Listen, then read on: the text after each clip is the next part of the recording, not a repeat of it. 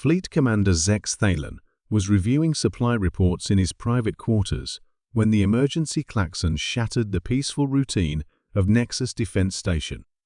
Through his viewport, he could see the vast orbital installations that protected the hegemony's most important industrial world defense platforms, patrol fleets, and asteroid fortresses that had never faced a serious threat in over 3 centuries.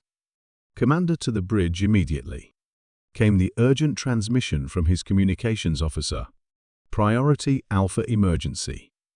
Zex Thalen arrived at the command center to find his entire staff gathered around the tactical display, their expressions ranging from confusion to outright terror.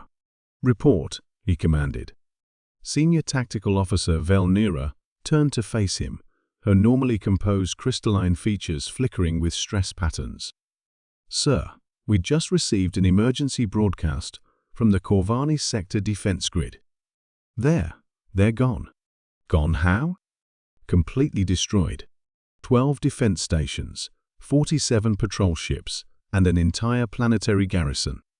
Total destruction in under 6 hours." Zex Thalen felt something cold settle in his stomach. The Corvani sector was one of the hegemony's most heavily fortified positions, designed to stop entire invasion fleets. What force could possibly accomplish such devastation? "Sir, that's what makes this so terrifying." According to the final transmission from Corvani Station Prime, it was a single ship. A single ship destroyed an entire sector defense grid.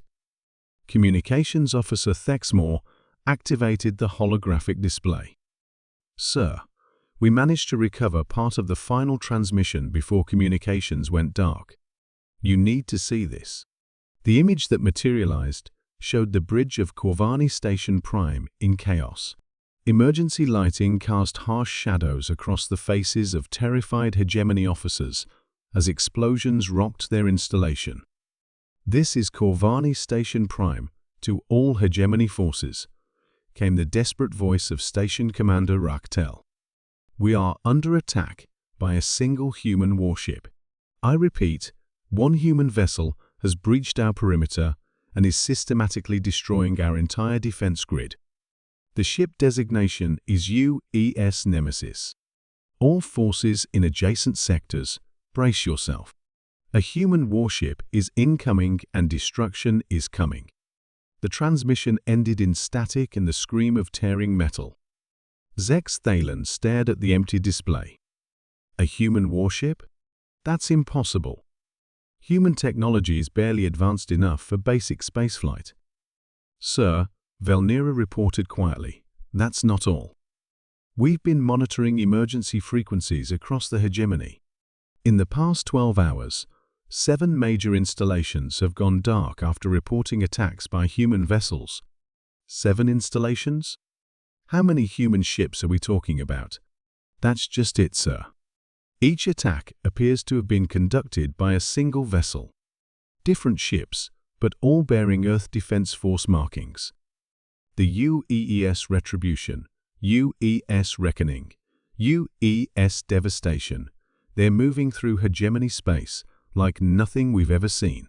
The tactical display updated, showing the projected path of destruction across hegemony territory.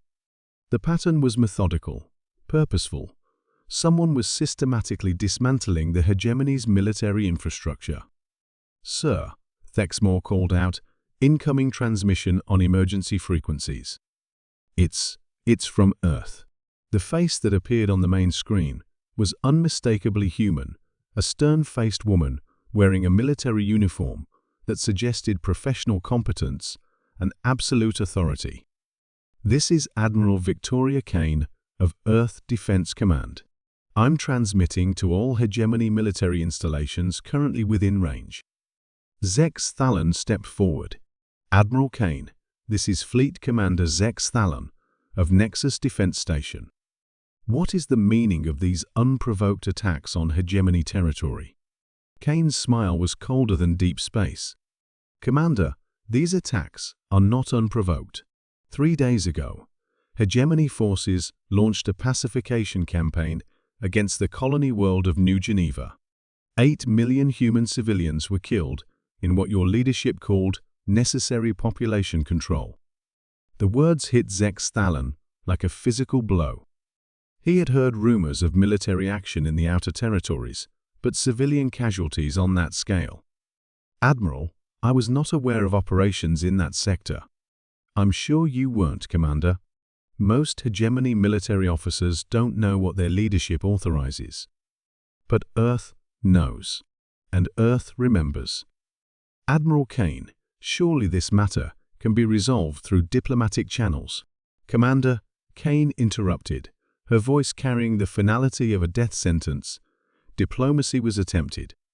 Your government's response was to order additional pacification campaigns against 6 more human colonies." The tactical display behind her showed something that made Zek Stalin's blood run cold, a star map indicating the positions of over 24 human warships, all moving toward major hegemony installations. "So, Earth is declaring war on the hegemony?" "Earth is delivering justice, Commander. For too long, the galaxy's major powers have treated human colonies as acceptable casualties in their territorial disputes. That ends today. Admiral, a handful of human ships cannot possibly threaten the entire hegemony military structure." Kane's laugh was devoid of humor. "Commander, what makes you think it's only a handful? The ships you've encountered so far represent our advanced reconnaissance force. They're simply marking targets for the main battle fleet." The sensor alarms suddenly began screaming. Velnira frantically worked her controls as impossible readings flooded the tactical display. "Sir, I'm detecting a massive gravity distortion at the edge of the system. Something large is dropping out of hyperspace." The ship that emerged from the twisted spacetime was beyond anything in Zek Stalin's experience. 15 kilometers of matter black hole that seemed to absorb light itself, moving with the inexorable purpose of a force of nature. Weapon systems that had no analog in hegemony databases tracked across their positions with mechanical precision. "This is the UES Nemesis," came a new voice over the communication system, calm, professional, carrying the authority of someone completely confident in their overwhelming superiority. "Nexus Defense Station, you have 30 seconds to evacuate all personnel to minimum safe distance. This installation is marked for destruction." "Admiral Kane," Zek Stalin transmitted desperately, "surely we can negotiate." "Commander, the time for negotiation ended when your government decided human lives were expendable. Evacuation protocols are now in effect. Anyone remaining on military installations after the 30-second warning will be considered enemy combatants." Zek Stalin looked around his bridge at officers who had served the hegemony faithfully for decades, now faced with the impossible choice between duty and survival. "All hands," he announced over the station's communication system, "abandon ship immediately." This is not a drill. As evacuation pods launched from the doomed installation, Zek Stalin remained on his bridge, watching through the viewport as the UES Nemesis positioned itself for the killing blow. The human warship's weapons charged with energies that made his station's shields seem like tissue paper. "Admiral Kane," he transmitted one final time, "what happens after you've destroyed our military infrastructure?" "Commander, that depends entirely on whether your government chooses to continue treating human colonies as acceptable casualties. Earth can be a valuable ally or an implacable enemy. The choice has always been yours." The last thing Fleet Commander Zek Stalin saw was the brilliant flash of weapons that represented humanity's answer to genocide, swift, precise, and absolutely final. Across hegemony space, the message was being received clearly. Earth had stopped asking politely for its people to be treated with respect. Now they were demanding it.